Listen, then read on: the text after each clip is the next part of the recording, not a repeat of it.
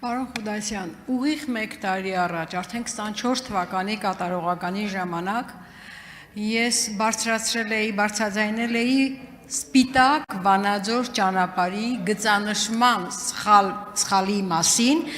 եւ դուք այդ ժամանակ խոստացաք հարցին անդրադառնալ եւ ձեր խոստումը կատարելով ուսումնասիրելու ուղարկեցիք համապատասխան մասնագետներին եւ ես ստացա ձեր կողմից ստորագրված գրավոր պատասխան, որ հարցը ուսումնասիրվել է, գծանշման մեջ սխալները արձանագրվել են, նույնիսկ ներկայացրել էիք ձեզ համար տեսանելի իրականացնելի լուծումը եւ խոստացաք, դա սեպտեմբերն էր, եթե ոչ ավելի շուտ, եւ խոստացաք, որ ոստիկանության համապատասխան բաժնի մասնագետների հետ այդ հարցին լուծում կտրվի, արդեն 26 թվականի ապրիլն է, այս վարորդները հազարավոր վարորդներ տուգանվել են, տուգանվում են ու դեռ չգիտեն ինչքան են տուգանվելու այդ սխալ նշագծման համար, ինչ ճակատագիր վերջը կունենա այդ սխալ գծանշանի ուղղումը, թե այդպես էլ չի ուղղվելու, որովհետև ընդդիմադիր պատգամավոր է հարցը բարձրացրել, եւ հաջորդ հարցը նորից, բայց արդեն 2 տարի Պտղնի բնակավայրի,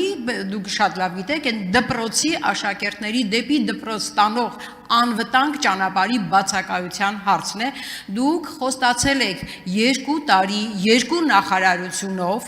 որ հարցը կլուծեք ԿԳՄՍ-ն եւ միասին քննարկում եք, հարցի լուծում կտաք եւ նույնիսկ լուծման մեխանիզմ եք առաջարկել համայնքային, ներհամայնքային տրանսպորտ ապահովել այդ բնակավայրից դեպի դպրոց, բնակավայրի կենտրոն մի հատ տրանսպորտ, որ երեխաներին անվտանգ,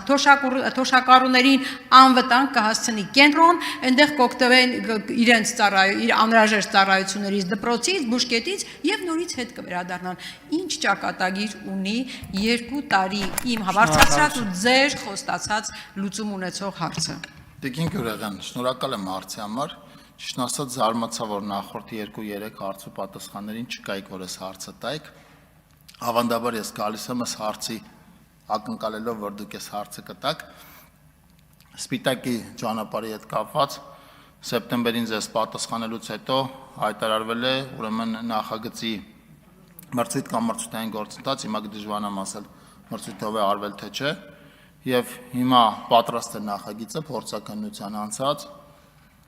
եւ կարծում եմ եղանակները երբ որ մեզ թույլ տան, այս տարի համառորեն եղանակները մեզ դեռ թույլ չեն տալիս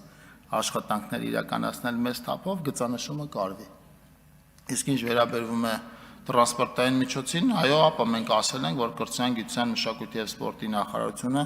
բազմաթիվ դպրոցների համար տրանսպորտային միջոցներ է նախատեսում, գնման գործընթաց է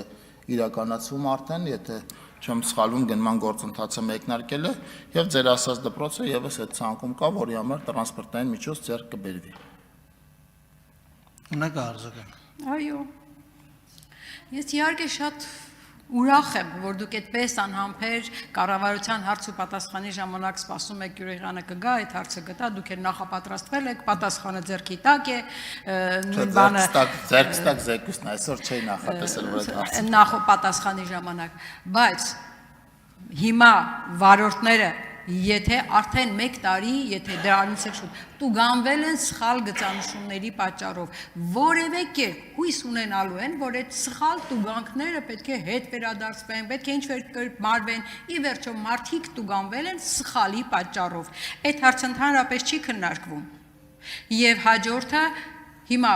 Պտղնի դպրոցի աշակերտները երբ կունենան անվտանգ դպրոց գնալու հնարավորություն կոնկրետ խնդրում եմ ասեք։ Երբ որ մրցութային գործընթացը ամփոփվի եւ երբ որ տրանսպորտային միջոցները լինեն Հայաստանում, դպրոցի աշակերտները, ի թիվս Հայաստանի Հանրապետության այլ բազմաթիվ դպրոցների կունենան անվտանգ ապահով տրանսպորտ։ Ինչ վերաբերվում է գծանշմանը, ես ձեր ձևակերպման հետ համաձայն չեմ, գծանշումը սխալ գծանշում չի, ընդհանրապես երթևեկությունը կազմակերպվում է տվյալ պահին կահավորված տարածքի համար տվյալ սխեմայով։ Այսինքն մենք կարող է վաղը վերանայենք, պայմանականորեն որոշենք, որ օրինակ դեպի Վաղարշապատ գնացող ճանապարհի երթևեկությունը դարձնենք օրինակ 80 կմ/ժ հիմիկ գոյություն ունեցող 60-ի փոխարեն։ Դա արդյոք նշանակում է, որ 60-ով տուգանվել է, պիտի տուգանքների այլ մեխանիզմ, ոչ կա գծանշում այս պահին կան տեղադրված երթևեկության նշաններ, ճանապարհային երթևեկությունը կազմակերպվում է այս պահին գոյություն ունեցող նշաններով։ Վաղը կփոխվի գծանշումը, ավելի օպտիմալ կլինի։ Շատ լավ, դա կսկսի գործել։